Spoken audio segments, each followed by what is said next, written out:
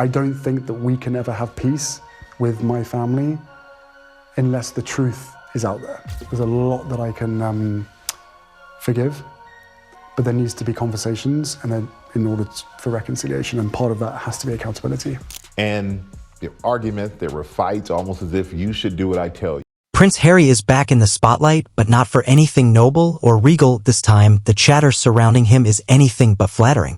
According to insiders and whispers from behind the scenes, something deeply troubling reportedly occurred at his Montecito residence in California. But what people don't know is the efforts that I've gone to resolve this. While the palace remains officially silent on the matter, the world is reeling from shocking rumors, claims that Prince Harry was found unconscious at his Montecito home. But it wasn't a simple fainting spell. Insiders allege heavy drug use may have been involved. To make matters worse, Meghan Markle was reportedly not even home when it happened. Sources say she had left for a private event at an elite, members-only club while Harry was being rushed to the hospital. Let that sink in. The situation became even more serious when Harry's longtime bodyguard David Langdow was said to have discovered him. Langdow isn't just any protector, he a decorated former Scotland Yard officer who received a medal from the late Queen herself. His mission has always been to safeguard Harry, and this time he may have saved his life. Unfortunately, this isn't the first time Harry has been connected to substance abuse rumors. Whispers about marijuana, psychedelic. Prince Harry is opening up about turning to drugs and alcohol years after the death of his mother, Princess Diana, in the first episode of his new 5-part docuseries about mental health awareness with Oprah Winfrey. Why? Because one of the only outlets that covered the incident, News of the World, was shut down shortly after amid its own unrelated scandal. Following that, the rest of the media went quiet. But long before this recent uproar, Harry had already exposed his own substance use in his bombshell memoir. He didn't hold back. Prince Harry openly admitted to illegal drug use, painting a picture of a troubled royal wrestling with inner demons. He revealed that back in 2015, while still living at Kensington Palace, he regularly smoked marijuana.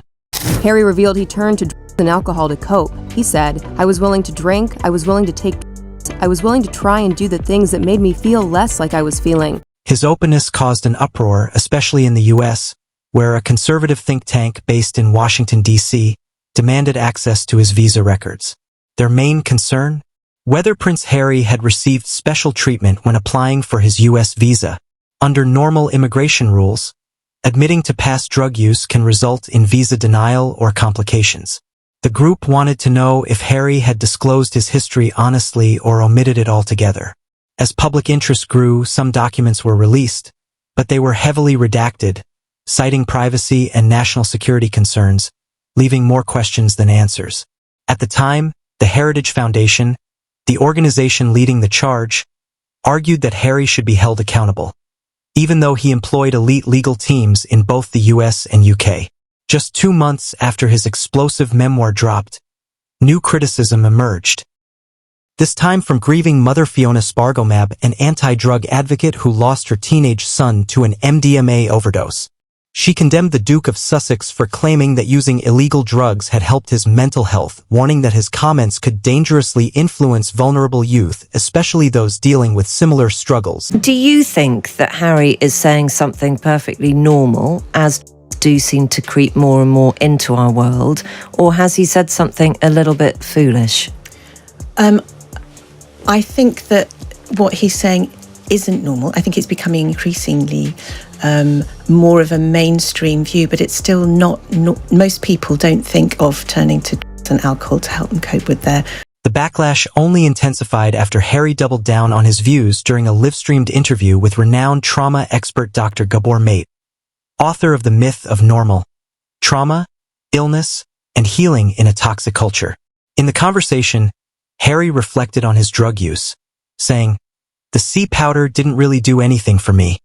It was more social and gave me a sense of belonging. I think it made me feel different from how I usually felt, which was kind of the point." He went on to add, "Marijuana is different. That actually did help me." Fiona Spargomabs, whose son Daniel tragically died in 2014 after an accidental MDMA overdose during a night out with friends, condemned Harry's remarks. Speaking to ITV News, she expressed deep concern. "Given this context," she said, Prince Harry's comments about using drugs to cope with trauma could easily be misunderstood as universally true.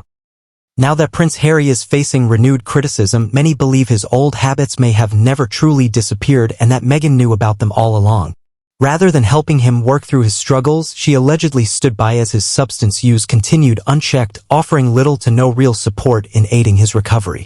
My wife is not visibly black, but that's who she is. The way that they speak about her and the way they treat her is incredibly relatable to everybody else of color. The moment Prince Harry was admitted to the hospital, insiders claim King Charles was notified immediately. But despite the severity of the situation, there was no official statement, no acknowledgement to the public. Instead, phones rang non-stop in London overnight as the royal PR machine snapped into crisis mode, not to assist Harry, but to manage the narrative. Why? Because if the story breaks in its entirety, it threatens far more than Harry's image. It risks shattering the polished, carefully maintained facade of the entire royal family. And then there's Meghan.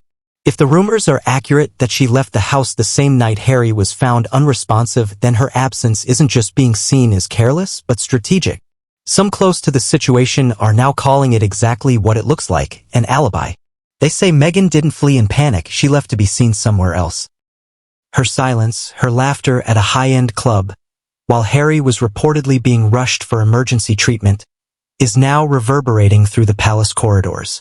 The shift in perception has been quietly brewing in royal circles for years, where concerns about Harry have slowly turned into unease about Meghan. Her background, her influence, and the choices she's made, once dismissed as gossip, are now reportedly under serious review. Senior palace officials are said to be reassessing everything from the past 5 years, trying to connect the dots. Did Meghan intentionally distance Harry from his family? Did she enable or even encourage the behaviors now putting his well-being at risk? Critics suggest she may have actively built a world that left him vulnerable, reliant, and easier to manage. And now, with everything unraveling, those questions are no longer being ignored. There was no compromise with the family? No, there was no compromise, which was really sad because I still to this day believe that this was entirely possible. And then there's Doria, Meghan's mother, a quiet, low-key figure who rarely steps into the spotlight.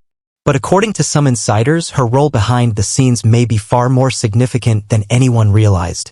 Speculation swirls that she may have helped Meghan maintain ties to certain social circles, the kind of connections that raise eyebrows. While none of it is proven, the very fact that these questions are surfacing shows just how deep the cracks run in this unfolding crisis.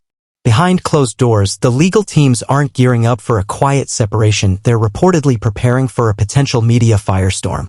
If Harry's condition worsens or he decides to speak out, the fallout could be massive and the palace might not be able to contain it. If it's revealed that Meghan played even a minor part in his decline, the royal family likely won't shield her, not this time. Yet amid all the rumors, blame, and scandal, one sobering truth remains: Harry is not okay.